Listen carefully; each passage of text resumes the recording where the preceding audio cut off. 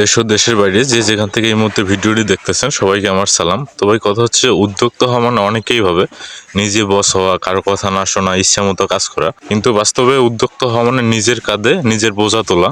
এই বোঝা সুন্দরও না, আরামদায়কও না, আবার সবার জন্য না। বাস্তব জীবনে যারা ব্যবসা করে তারা জানে এই পথে ঢুকলে জীবন আগের মতো আর থাকে না ভাই। আগে মাস শেষে একটা টাকা আসতো, এখন মাস শেষে একটা হিসাবটা আসে। আগে সমস্যা হলে চাকরি বদলানো যেত, এখন সমস্যা হলে নিজের মাথা দিয়ে সমাধান করতে হয়। এখানে প্রথম যে সত্যটা হলো ভাই, যে উদ্যোক্তার ইনকাম ঠিকঠাক থাকে না, কিন্তু খরচ ঠিকই থাকে। এই কথাটা যত সহজ শোনায়, বাস্তবে তত কঠিন।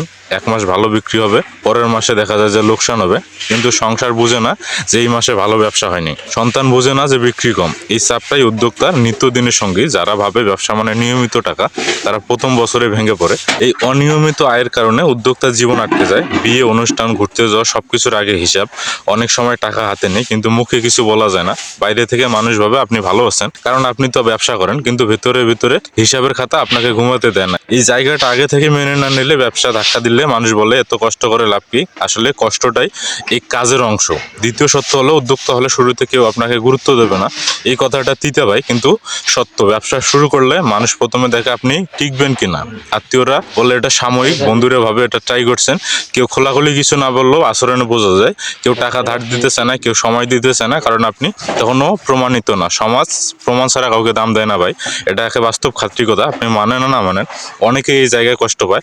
বাবা আমি এত চেষ্টা করছি, কেউ বুঝছে না। কিন্তু বাস্তবতা হলো, বুঝবে না। সফল না হওয়া পর্যন্ত কেউ বুঝবে না। এটা দোষ না, এটাই নিয়ম। আর যারা আপনার সাথে বসে চা খাচ্ছে না, কাল আপনার অবস্থা ভালো হলে তারাই আগে আসবে। এটা ভালো না মন্দ না, এটাই মানুষের স্বভাব। এই সত্যটা আপনাকে মানতেই হবে। উদ্যোক্তা জীবনে এক সময় আসে যখন সে বুঝে যায় এই রাস্তার বেশিরভাগ সিদ্ধান্ত একাই নিতে হবে। উদ্যোক্তা হলে একদিন না একদিন নিজের সিদ্ধান্তকে ভাই আপনার সন্দেহ মনে হবে। এমন দিন আসবে যখন মনে হবে চাকরি করলেই ভালো ছিল। অন্যদের দেখে মনে হবে তারা নিশ্চিন্তে আছে, আর আপনি শুধু দৌড়াচ্ছেন।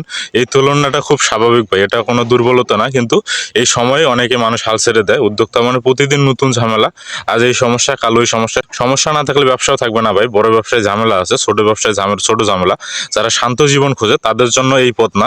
কিন্তু প্রতিদিন হিসাব, সিদ্ধান্ত, ভুল আর ঠিকের ভিতর দিয়ে যেতে হবে। কেউ এসে বলে দেবে না কোনটা ভুল কোনটা ঠিক। ভুল করে শিখতে হবে ভাই। এখানে এই তিনটে সত্য একসাথে করলে পরিষ্কার বোঝা যায় উদ্যোক্তা হওয়া কোনো সুন্দর গল্প না। এখানে ধীরে চলতে হয়। অনেক সময় ফল দেখা যায় না, কিন্তু যারা আগে থেকেই জানে যে কি অপেক্ষা করছে, তারা ধাক্কা খেলেও কখনো ভেঙে পড়ে না। আর যারা শুধু বাইরেরটা দেখে আসে, তারা অল্প দিনে ক্লান্ত হয়ে যায়। এই কথাগুলো কোনো উপদেশ না ভাই, কোনো মোটিভেশন না, কোনো সাহস দেওয়ার গল্প নাই। কথাগুলো শুধু বাস্তব জীবন থেকে নেওয়া সত্য।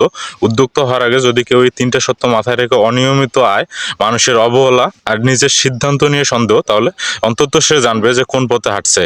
না হলে সমস্যা ব্যবসা না, সমস্যা নিজের ভাবনা। এই কারণেই অনেক মানুষ শুরু করে কিন্তু ঠিকই থাকতে পারে না। তারা ফল চায় কিন্তু প্রক্রিয়া মানতে চায় না। উদ্যোক্তা হওয়া মানে নিজের জীবন নিয়ে চালানো, কোনো অজুহাত ছাড়া। এই কথাটা সুন্দর না, কিন্তু এটাই সত্য।